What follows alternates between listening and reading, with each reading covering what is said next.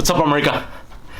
Today I'm gonna talk about myself a little bit. I'm gonna talk a little bit about myself when I was like 16 years old and I was trying to get inspired to do something different with my life. And because I came from a small town in Mexico, probably like with the, I don't know, 40 families, maybe.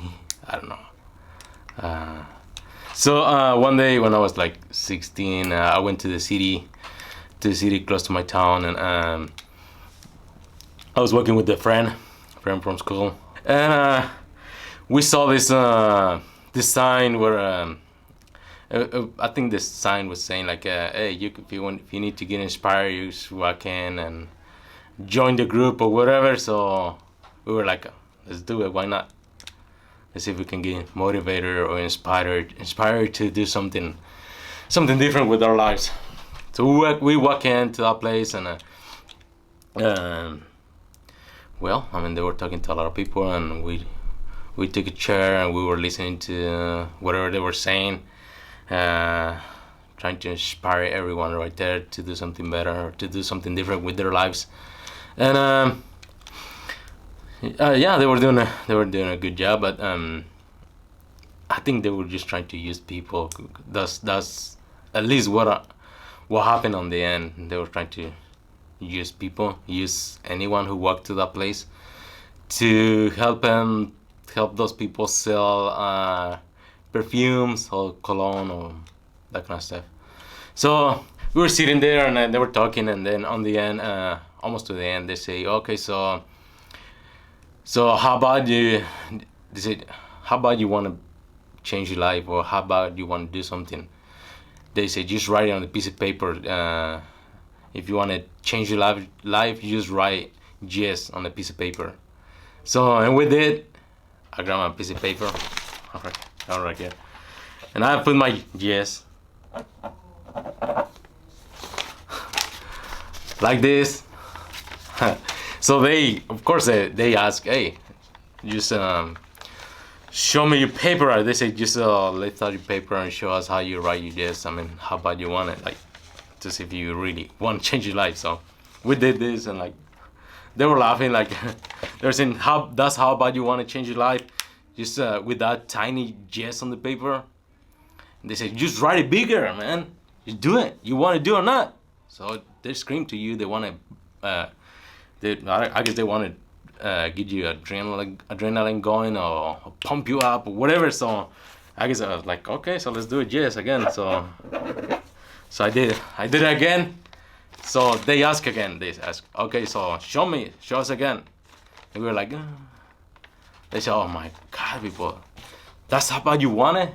Write it big. This is write it just big on the whole page. To see, just to make yourself feel better, like so you can feel like you can do anything. We were like, okay, so let's do it. So we write like on the whole page, and then we show them again, like, and they were really happy. They were, yes, that's how you want to write down. We're like, okay, so let's make a change. Let's do something different. So the reason I was saying that they were using us because they say on the end, they say, well, okay, so here's the deal. You guys gonna take some samples of cologne and perfumes. You're gonna try to sell them anywhere where you live or in the city or whatever. Every time you sell one, you're gonna get a commission or whatever. So we were like, nothing to lose. So we take the little bottles to show people so I can see how the perfume or cologne smell. So I feel like that's how they use us. Free labor, I guess. I don't know. So I guess we walk out of there with a few samples, and since we live in a small town, so probably my friend went to 20 houses and I went to another 20 houses. So that was it. I mean, the dream it was really small. And most of the people in that town, they were really poor. So every time we ask them, hey, do you want to buy a perfume or cologne? They were like, oh, we don't have money, we cannot buy that. I mean, they smell really good, but We don't have money. I mean, I'd rather buy a pound of beans than perfume, or a pound of rice, or a few tomatoes, or a few whatever jalapenos, whatever meat to eat, something to eat, than buy perfume and cologne. So after we went through pretty much through every house, nobody bought anything. So we were like, well, this is really disappointed. I mean, there's nothing else for us to do, so let's just keep living life, and uh, just with nothing to do in this small town. So the reason I'm saying I'm telling this little story about my life is because I never hear anything about speakers or motivational talks or whatever trying to inspire young people. Like everybody's trying to inspire you. Even this day today, they tell you you go for your dream, go for whatever you want to do. What's the thing that you want to do? What's the thing that drives you like nuts? That you want to do something different about your life. Like if you need to quit your job, quit your job. If you need to do whatever you need to do. I feel like they inspire like grown up people, and most of the people, let's be honest, they're not ready to quit their jobs or do something different. I mean, this is scary, so you don't want to do that. So I mean, I wish they can inspire people different, or young people, because all the young people all the young people are the future of this country, or anywhere on this planet. So if they can, or maybe I can, if I can inspire young people, or they can, or anyone can, I mean, inspire everyone. But the reason the event that I went to with my friend on that city never worked for me, because in my town there was nothing to do there. I mean, and there was nobody with money that they could buy things, and that was it. I was just going to school, to the house, just helping in the house, helping with helping my parents, my grandparents on the farm. So that was my life. I mean, there was nothing big to do there. I mean, probably it was, but my mind. I mean, I was not. I was really close-minded. So it never worked for me. If I could have heard something different, like I'm gonna give you a little example. If I could have heard something like, okay, guys, on whatever place that you guys live, since you are young, because we were young, you guys need to do better in school. Try to do better in school. Trying to make your parents proud. Trying to do something on your small town or wherever you live. Make the difference. If you're working on the farm, I mean, do your best. I mean, do your best. I mean, help out. I mean, help your mama, help your dad.